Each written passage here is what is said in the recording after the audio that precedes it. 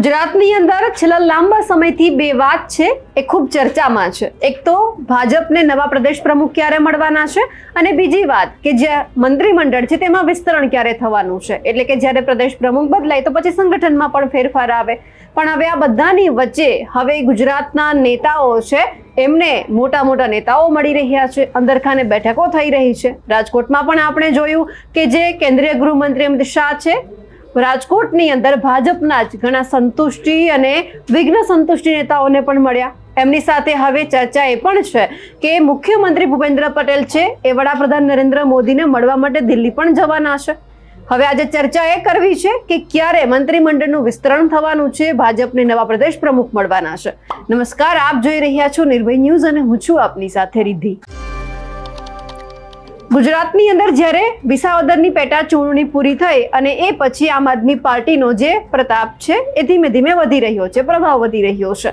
પણ સવાલ એ થઈ રહ્યો છે કે આ પ્રભાવ ઓછો કઈ રીતે કરવો, કઈ રીતે ભાજપની અંદરના જે નેતાઓ છે અંદરોઅંદર ઝઘડો કરી રહ્યા છે, એકબીજાને પાડવાની કોશિશ કરી રહ્યા છે। અને બીજી તરફ આપણે એ પણ જોયું છે કે રાજકોટની અંદર ઘણા બધા એવા સંતોષી અને વિઘ્ન સંતોષી નેતાઓ પણ છે કે જેમને સુધારવા પણ અત્યારે ક્યાંક ફરજિયાત બન્યા છે।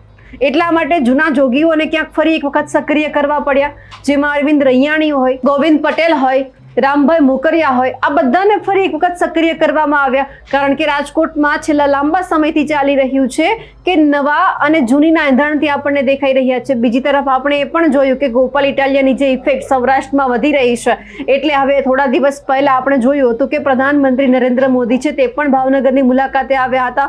મુલાકાત હોય વિકાસના કામની, પણ ક્યાંક પછી નાની મોટી અંદરખાને વાત પણ થતી હોય છે। બીજી તરફ આપણે એ પણ જોયું કે અમિત શાહ છે ગુજરાતના 2 દિવસના પ્રવાસે છે અને આ જ પ્રવાસ દરમિયાન તેમણે સૌથી પહેલા રાજકોટની અંદર જેટલા પણ ભાજપના નેતાઓ છે તેમની સાથે બંધબારણે બેઠક કરી હતી। એ પહેલા તેઓ સુરત ગયા હતા, CR પાટીલના પરિવાર સાથે તેમણે ભોજન લીધું હતું, ત્યાં પણ ઘણી બધી ચર્ચા થઈ શકે એમ હોય છે। પણ સવાલ અત્યારે એ થઈ રહ્યો છે કે આ બધું થઈ રહ્યું છે ત્યારે મંત્રીમંડળનું વિસ્તરણ ક્યારે થવાનું છે, ભાજપને નવા પ્રદેશ પ્રમુખ ક્યારે મળવાના છે, તો સવાલનો જવાબ એ પણ ક્યાંક સામે આવ્યો છે। સૂત્રો પાસેથી એવી પણ માહિતી મળી છે કે નવરાત્રી પછી અને દિવાળી પહેલાનો જે સમયગાળો છે તેમની વચ્ચે આમાં ક્યાંક ફેરફાર આવી શકે એમ છે। હવે જ્યારે ગુજરાતમાં ભાજપના નવા સંગઠનની રચના અને ભૂપેન્દ્ર પટેલ સરકારના મંત્રીમંડળના વિસ્તરણની ઘણા સમયથી જે હવા છે શાંત પડી ગઈ છે, તેમાં વધારે એક જે છે એ ક્યાંક પ્રભાવ આપણને જોવા મળ્યો છે કે હવે ક્યાંક જલ્દી જ આ બધામાં ફેરફાર આવી શકે એમ છે। જેમાં કેન્દ્રીય ગૃહમંત્રી અમિત શાહ છે ગુજરાત પ્રવાસ દરમિયાન ઘણી સૂચક બેઠકો પણ કરી છે। રવિવારે રાત્રે શાહે સુરત પહોંચીને જે CR પાટીલ છે એમના નિવાસસ્થાને તેઓ ગયા હતા, પાટીલના પરિવારજનો અને તેમના અંગત લોકો સાથે રાત્રિ ભોજન પણ લીધું હતું। આ સાથે જ સુરતમાં ભાજપ અધ્યક્ષ CR પાટીલ સાથે ક્યાંક નાની મોટી વાતચીત પણ કરી હતી અને એ પછી શાહ છે રાજકોટમાં પણ તેમણે સંગઠનના નેતાઓ, ધારાસભ્યો, કોર્પોરેટરો, હાલમાં જે સક્રિય કરાયેલા નેતાઓ છે જેમ કે ગોવિંદ પટેલ છે, અરવિંદ રૈયાણી છે, સ્થાનિક સહકારી ભાજપ આગેવાનો સાથે એક વિસ્તૃત બેઠક કરી હતી। શાહની જે આ બેઠક છે એ ભાજપના રાજકારણમાં કોઈ માસ્ટર સ્ટ્રોક જેવી ગણાઈ રહી છે, જેની અસરો હવે પછી દેખાવાની છે। સુરત અને રાજકોટમાં શાહે કરેલી બેઠકો મંત્રીમંડળના વિસ્તરણ કે સંગઠન સિવાય સ્થાનિક સ્વરાજની સંસ્થાઓની ચૂંટણી પહેલાની રણનીતિક ગોઠવણોને લઈને હોઈ શકે છે તેવું પણ સામે આવ્યું છે। પણ આ બધાની વચ્ચે CM ભૂપેન્દ્ર પટેલ છે પણ દિલ્હી જવાના છે, એટલે કંઈક નવા જૂનીના એંધાણ પણ દેખાઈ રહ્યા છે ગુજરાતના રાજકારણમાં। અને તેમાંય ભાજપમાં જે ચહલ પહલ દેખાઈ રહી છે તે જોતા હવે ચોક્કસથી ક્યાંક એવું લાગે છે કે નવા જૂનીના એંધાણ થવાના છે।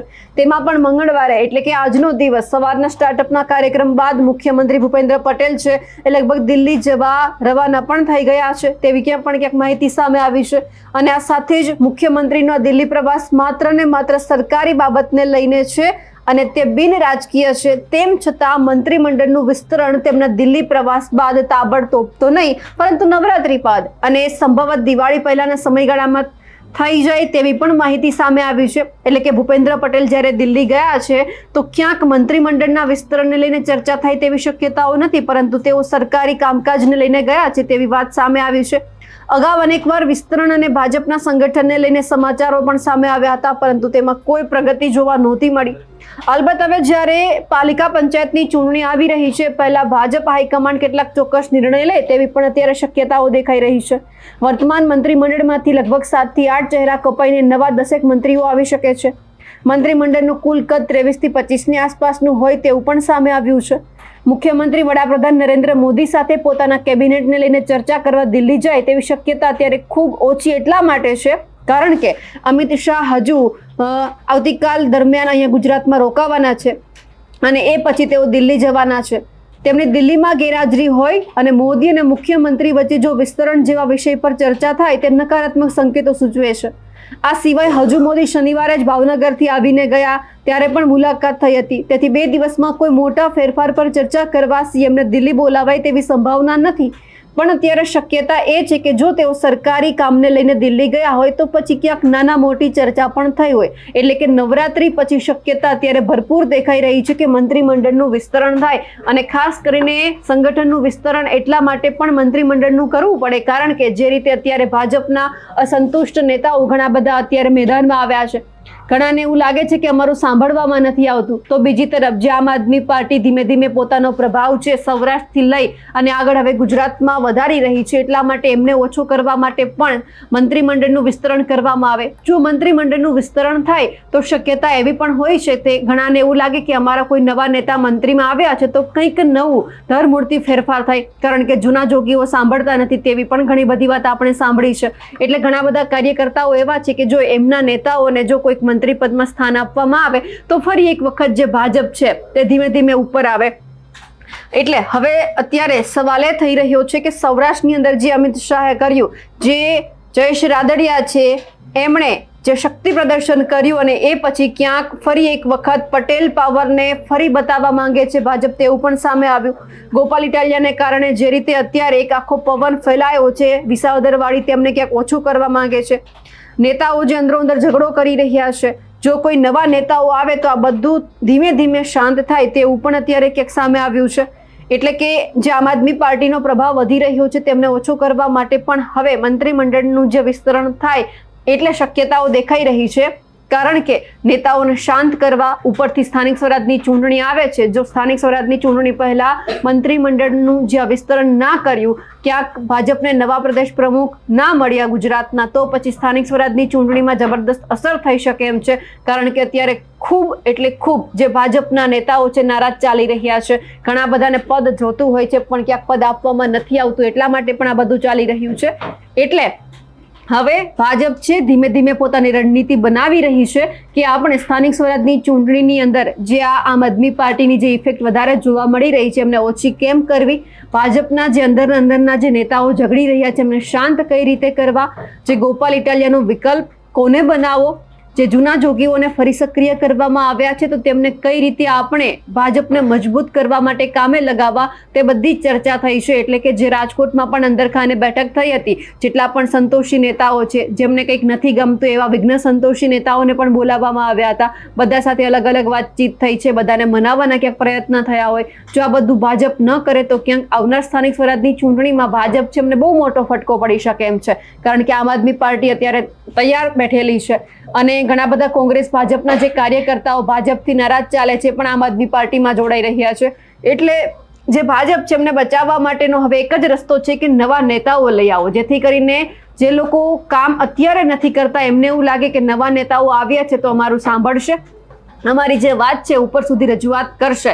એટલે પણ ક્યાંક જે ભાજપના નેતાઓ અત્યારે નથી કામ કરતા, સાવ શાંત બેસી ગયા છે, તેમને પણ એવું લાગે કે ના કામ કરવું જોઈએ, આવનાર સમયમાં આપણો પણ સમય આવવાનો છે. એટલા બધું ભેગું થયું છે. અમિત શાહ રાજકોટમાં પણ તેમણે મિટિંગો કરી, સુરતમાં પણ કરી અને ઉપરથી હવે જ્યારે ભૂપેન્દ્ર પટેલ છે દિલ્હી જવાના છે એટલે ઘણી બધી ચર્ચાઓ એવી થઈ છે કે હવે ક્યાંક નવરાત્રી પછી જે સંગઠન છે કે પછી મંત્રીમંડળ છે તેમાં ક્યાંક બદલાવ આવી શકે એમ છે અને અત્યારે ભાજપને આ બદલાવની ખૂબ જરૂર છે કારણ કે જો અત્યારે ખાલી કોંગ્રેસની વાત હોત અને જો ભાજપે આ તમામમાં જો ફેરફાર ન કર્યો હોત તો ચાલત, પણ અત્યારે આમ આદમી પાર્ટી પૂરજોશમાં ઉભરી રહી છે, ટક્કર આપી રહી છે કોંગ્રેસને, વિપક્ષ તરીકે પોતે અલગ અત્યારે પ્રસ્થાપિત કરી રહી છે કે અમે આગળ આવી રહ્યા છીએ. એટલા માટે પણ ક્યાંક આ બધું કરવું જરૂરી છે. પણ હવે જે રીતે એક માહિતી સામે આવી છે, સૂત્રો પાસેથી આવી માહિતી મળી છે કે નવરાત્રી અને દિવાળી વચ્ચેનો જે સમયગાળો છે તેમાં મંત્રીમંડળનું વિસ્તરણ પણ થવાનું છે. તેમને લઈ આપ શું માનો છો કમેન્ટ કરીને ચોક્કસથી જણાવજો. સાથે જ અમારી નિર્ભય ન્યૂઝ ચેનલને લાઇક, શેર અને સબસ્ક્રાઇબ કરવાનું ભૂલશો નહીં. નમસ્કાર.